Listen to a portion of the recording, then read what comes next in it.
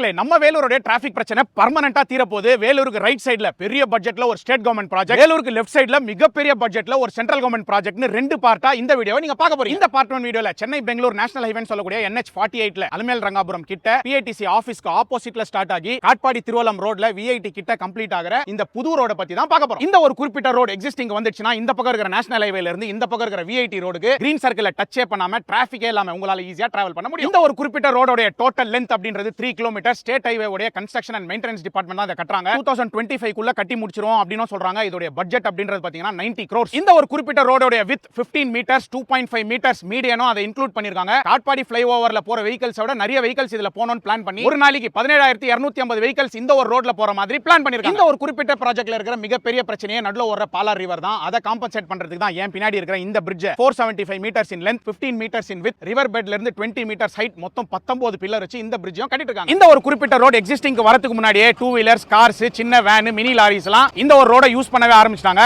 இந்த ஒரு road existing வந்துச்சுனா யாருக்கெல்லாம் இது யூஸ்ஃபுல்லா இருக்கும் கீழே கமெண்ட் பண்ணுங்க. பார்ட் 2 வீடியோவும் கூடிய சீக்கிரம் வருது. இந்த வீடியோவை ஷேர் பண்ணுங்க. மறக்காம அம்ஜத் டாக்ஸ் சேனலை சப்ஸ்கிரைப் பண்ணி ஃபாலோ பண்ணுங்க.